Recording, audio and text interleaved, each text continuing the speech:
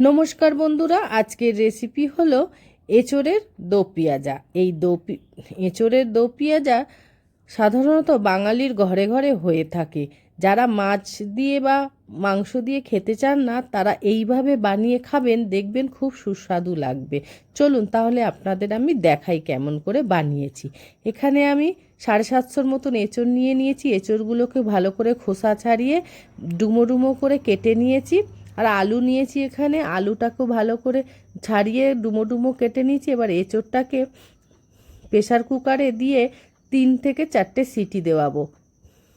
হলুদ দিয়ে দিলাম, জল দিলাম, অল্প করে নুন দিয়ে দিলাম। আপনারা নুনটা আপনাদের স্বাদ মতন দেবেন। দিয়ে এবারে আমি ঢাকনা চাপা দিয়ে 3 থেকে 4টে সিটি দেওয়াবো। আমার সিদ্ধ হয়ে গেছে। এরপরে আমি ঢাকনাটা খুলে জল ঝরিয়ে নিয়ে আসছি। এখানে একটা মশলা করে নিচ্ছি।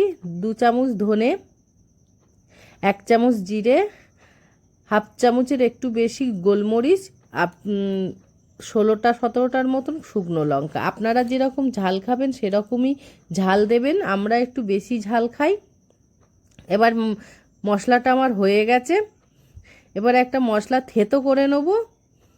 এখানে আদা নিয়েছি, কয়েকটা রসুনের কুয়া নিয়েছি, নিয়ে এইগুলোকে ভালো করে থেতো করে নিলাম।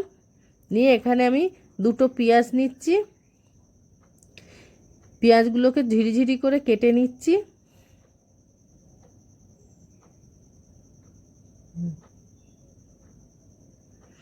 বন্ধুরা, ভিডিওটা প্রথম থেকে শেষ অবধি দেখবেন। ভালো লাগলে লাইক অ্যান্ড সাবস্ক্রাইব করবেন। যারা এখনও সাবস্ক্রাইব করেননি, প্লিজ আমাকে একটা সাপোর্ট করবেন, তাহলে আমার নতুন নতুন ভিডিও আপনাদের কাছে পৌঁছে যাবে।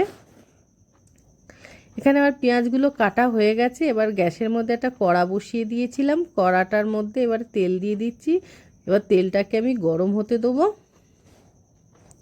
তেলটা আমার গরম হয়ে গেছে। এখানে আমি আলাদা করে আরও 2টো পেঁয়াজ কেটে রেখেছিলাম, সেই পেঁয়াজগুলো আমি এখানে বেরেস্তার মতন ভেজে নেব।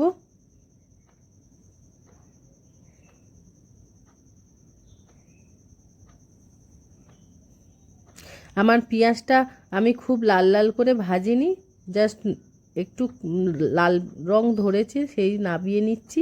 আপনারাও একটু লাল করেও ভাজতে পারেন, মচমচে আমি করিনি।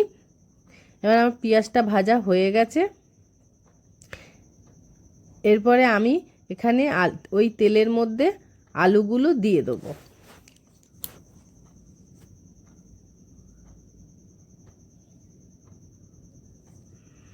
দিয়ে আলুগুলো ভালো করে ভাজবো। যেমনি আলুগুলো গায়ের রং চেঞ্জ হয়ে যাবে, গায়ে লাল লাল ভাব চলে আসবে, এইরকমভাবে ভাজতে হবে।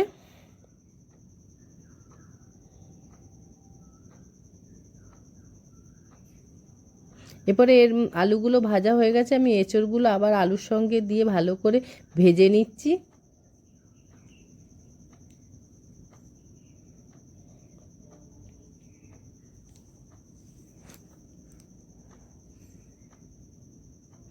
আমার এঁচোড়টা ভাজা হয়ে গেছে। এরপরে আমি এটাকে তেল ছেঁকে ছেঁকে তুলে নিচ্ছি। আবার এর মধ্যে সামান্য পরিমাণে তেল দিয়ে দেবো, বেশি তেল দেবো না।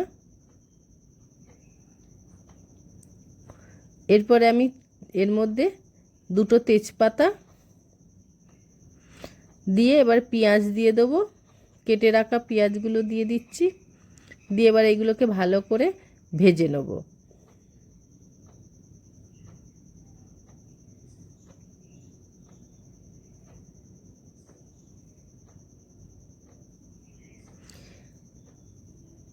পেঁয়াজগুলো একটু লাল লাল হলে এর মধ্যে আমি আদা রসুন বাটাটা দিয়ে দেবো। দিয়ে ভালো করে ভাজতে হবে যাতে রসুনের গন্ধ না থাকে।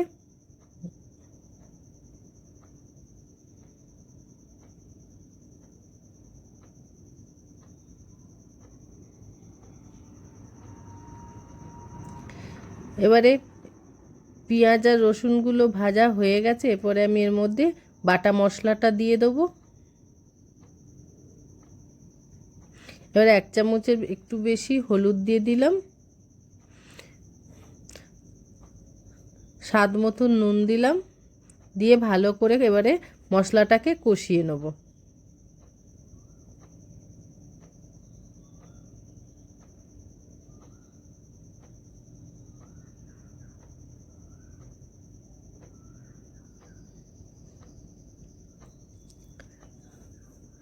মশলাটাকে যত ভালো করে কষাবেন মানে এঁচোড়ের তরকারি স্বাদটা আরও বাড়বে। অল্প অল্প জল দিয়ে মশলাটাকে কষাতে হবে।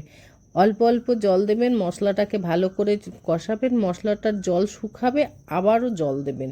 এইভাবে মশলাটাকে কষাতে হবে, তাহলে দেখবেন মশলাটা খুব সুন্দর কষানো হয়েছে।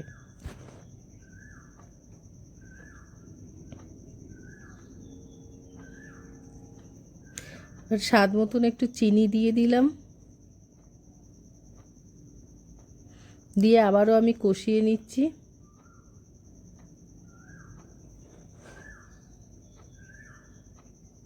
আবারও একটু জল দিয়ে দিলাম, দিয়ে এবারে ভালো করে কষাচ্ছি।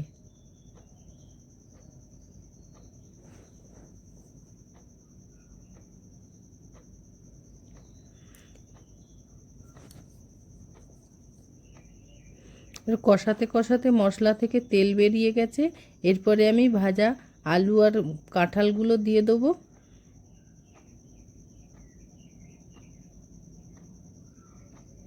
দিয়ে ভালো করে মশলার সঙ্গে মিশিয়ে নিচ্ছি। এরপরে মশলার সঙ্গে আর সবজির সঙ্গে ভালো করে কষাতে হবে।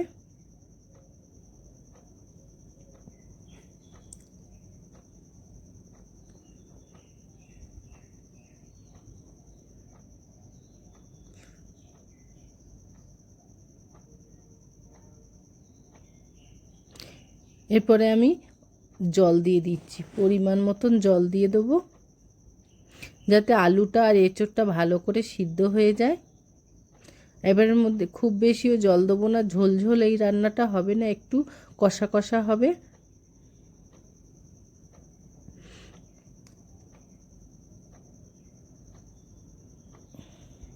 এরপর আমি ঢাকনা চাপা দিয়ে কিছুক্ষণের জন্য সিদ্ধ হতে দিলাম।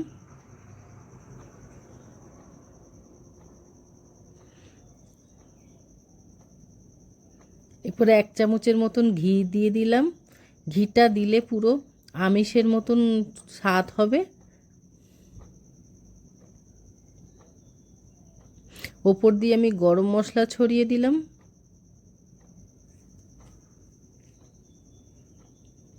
দিয়ে আবার কিছুক্ষণের জন্য আমি ঢাকনা চাপা দিয়ে রেখে দেবো। ওপর দিয়ে আমি এই পেঁয়াজ ভাজাটা দিয়ে দিলাম, দিয়ে ঢাকনা চাপা দিলাম।